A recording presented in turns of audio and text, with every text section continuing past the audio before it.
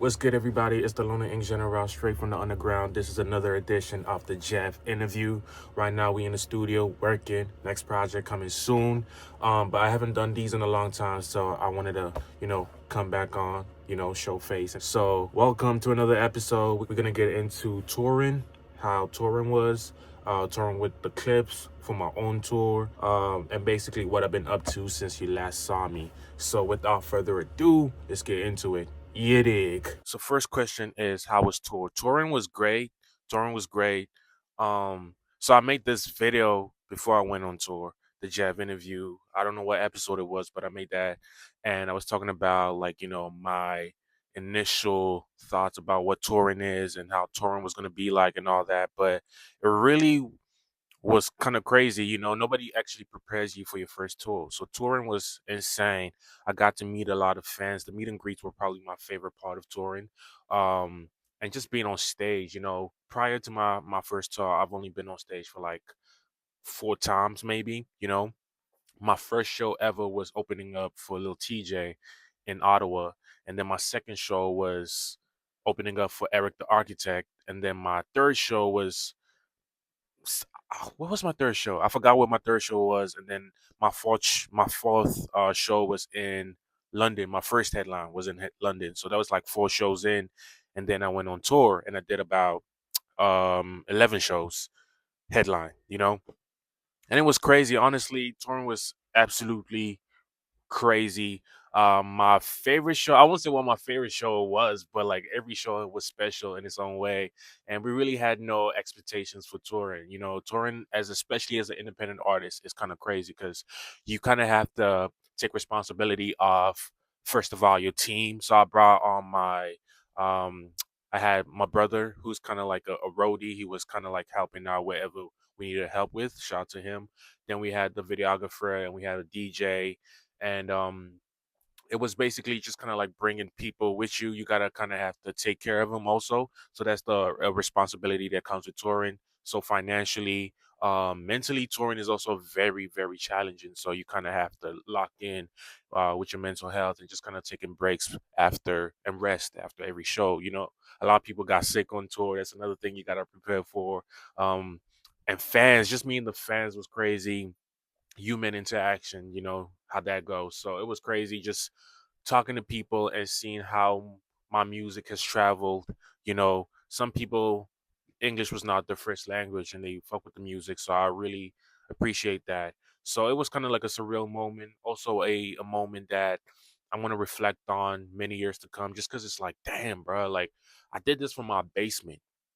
You working and you're in your basement, and then one day you make a song and it's like now you on stage and 300 people came to see a show, and it's like, damn, golly, feel me? So it's a surreal moment. It's a special moment. Touring was insane. I have the itch now. I want to tour again.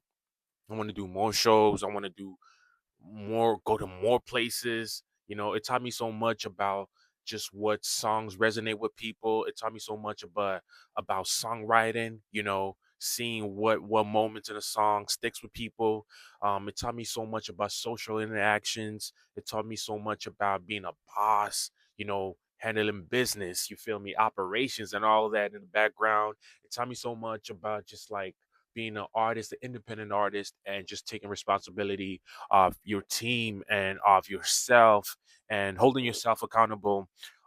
Traveling was amazing. We went to like some of these countries.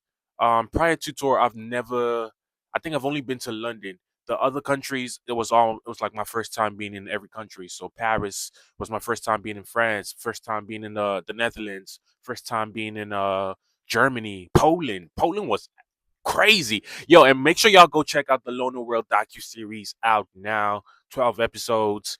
I think we're on, I don't know what episode we're on right now, but it drops every Wednesday. It's 12 episodes in total. So touring was crazy, man. These shows and the people that came, shout out to each and every single one that came to the show. Shout out to everybody that bought merch. We sold out the merch. We sold out the merch. Like, y'all gotta, bro, we independent doing this. So it's like we sold out the merch. We sold out. the CDs, the vinyls. My mom came to the London show. My sis came to the London show. You know, I had people pulling up. Shout out to my boy Milan. He came to the Paris show. Shout out to my boy August Charles. Shout out to my to the homie Keza. She came to the London show.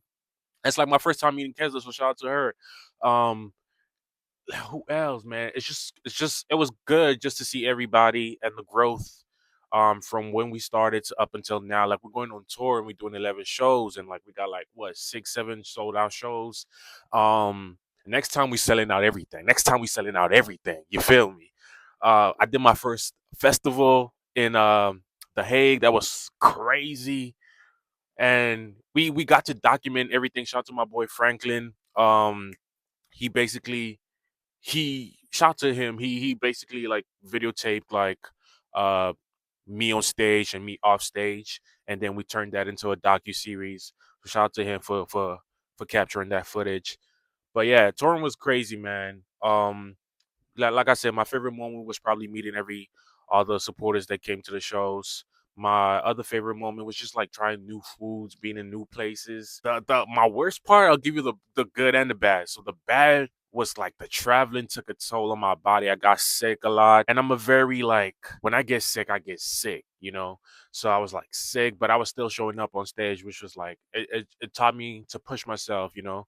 And I'm really grateful that I went on tour at the time that I went on tour because, you know, I don't really have a backing right now or like a major label push right now. So it showed me it's possible to kind of like be independent and have success, you know, independently. Like I have a couple projects that are doing well on streaming. I have vinyls that are being sold out. I have shows that are being sold out, and it's like great. It's possible, you know, and I can keep scaling over time. I just keep scaling, scaling, scaling, scaling. So it just shows me that it's possible, and it shows me that I do have supporters, and I'm super grateful for all my supporters, man. Shout out to y'all, loner, man, loner. But yeah, man, we out here, we out here. So touring, that's basically my summary or my synopsis of touring and what it was like. Um, we did that in Europe. We coming to North America soon, and we're going to Australia soon. I really want to go to Africa soon. You know the boys Congolese. You feel me? I really want to go to Africa, South Africa. Shout out to PTA 012. That's the hometown. My dream places to perform is Pretoria, where I grew up. Congo, where I was born, and then I want to go to like Kenya, Nigeria, or like Senegal, like some some African countries. You know, we putting it out there to the universe. Let's manifest that. But yeah, I want to go to a bunch of African countries. I really want to tour, do a hip hop, you know, because I know Afro beats, African music dominates Africa, like the Africa entertainment scene. But I really want to go there with hip hop and really just kind of like tour, be a hip hop touring artist in Africa. So just touch each base. But yeah, west, central, south, east. Not so much north. Maybe north. I don't know. Maybe north. Who knows? But yeah, man, that was touring. Touring was great. And you know what's crazy? Around that same time, I moved, right? And 2 weeks after I finished my tour, we did about 11 shows. 2 weeks after I finished my tour, I get a call. Ring, ring, ring, ring. Who the fuck is that? You know, my manager hits me and is like, yo, there's an opportunity to open up for the Clips in Europe. And I'm like, damn. Damn. For who? For Clips. So, mind you, keep in mind, this was a possibility throughout. Like I was touring and it was a possibility, you know, we were talking, and we was just sorting out, you know, business stuff. But it was always a possibility, but it wasn't confirmed. It wasn't confirmed. So I was just happy to be in like talk in the talks, you feel me? To be in I guess in a conversation or something like that. But I was just happy to be in the conversation. And then after I finished my tour, a week, maybe a week and a half, like boom, it's confirmed opening up for the Clips. 6 shows in Europe. Damn. So around this time, I'm moving to a new spot, and I'm like, okay, cool. So I moved to the new spot. I do a couple like cleaning up sessions, and I'm working on music. Da da da. Then I had to go back on tour, and this time it's for the legendary 5-time Grammy nominated. This time, actually, Grammy award winning Clipse. And I'm like, shit, let's go, let's go, let's go. So we announced it, and our first show is in Tilburg. So this is, I guess, like the second section of the this video opening up for the Clipse. So the first show is in Tilburg, Netherlands. Goes amazing. I didn't get to meet them that night. You know, first show, it was just kind of all over the place, but I did get to meet a bunch of people on their team. Second show was in Paris, I want to say. Nah, let me search that up real quick. I think the second show was in Paris. I want to say the second show was in Paris. Yeah, second show was in Paris. So from Tilburg, we go to Paris, France.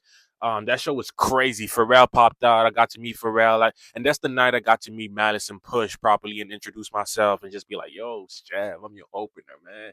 But yeah, it was fire, man. I think that's probably like my favorite show. But yeah, Paris was crazy. Crowd was amazing. Venue was amazing. And I think the main thing I learned from Clips is just like how to move, because everything I learned from my mod tours, like how to be a boss and how to like operate the team and how to operate this and this, because we were also moving a mod tour. Disclaimer: independent artists know what I'm talking about, or any artist knows what I'm talking about, but I didn't have a tour manager for my tour, so I was handling a lot of like the logistics and all that. But with their tour, they had a tour manager. Shout out to Brad. Real, that's a hard working man right there, and he was handling everything. And it just taught me like, oh, I need that, oh, I need this, I need, I need. It showed me like it's a whole operation going back there. So I was like, oh, I need a Brad on my team, I need this on my team, I needed this on my team. And just seeing them perform every night, I'm like, yo, I got a long way to go. These guys are like, I don't know, stars, you feel me? They were performing their asses off, and I was like, man, these guys like 20 years 25 years in or something like that, and they're like killing it. Breath control and like how they move and how they control the stage. And I'm like, bro, I'm taking notes. Every night I was just taking notes. And I want to shout out to Q, Yo Q, actually. He's the official Clips DJ, Push DJ. When I say that man is one of the greatest performers I've seen in my life. No cap. That man put on a show each and every single night. So I open for the Clips. We do our thing. We kill it to the best of our ability. And then Yo Q comes on. No Clips, just him. And he's just like rocking the crowd. It's hard to explain it, like, because it's crazy. You have to witness it in person, but he rocks the crowd. I think he plays like 3 full songs, not clip songs, just like hits. He just plays that. He rocks the crowd crazy, and it gets the crowd like riled up for Clips. And I'm like, bro, mind you, he's a DJ, but he's like, bro, he's controlling the stage like the main performer. So I was just like, bro, this guy's amazing. So I was taking notes, like, bro, I gotta do it like this. So shout out to Yo Q, and he's a real one, man. Shout out to Yo Q for real. And that's about it. Touring was great, man. I didn't expect nothing less. I love touring. I'm excited to do it again. Hopefully, I get to do it more and more and more, and we do bigger and bigger venues as we go. I'm excited to see what's next. I want to thank everybody again for coming through and just like showing up. All these shows were crazy, and I have all of them was special in their own way. And if you haven't already, make sure you go and check out the Loner World docu-series. Welcome to Loner World, where we basically document the journey from Dublin, the first show, to Poland, the last show, and we have a bonus episode 12 of me opening up for Clipse in Paris. And yeah, man, once again, thank you to everybody. Shout out to the team. Shout out to me. Shout out to me. You feel me? Shout out to everybody, man. It's shout out to Big G O D. You feel me? Cause what can I say, man? Shout out to the man upstairs. Without further ado, that's another edition of the Jeff interview. And just like that, we out. Yeah, we out. I was trying to find like a cool way to end it, but nah, we out. Peace.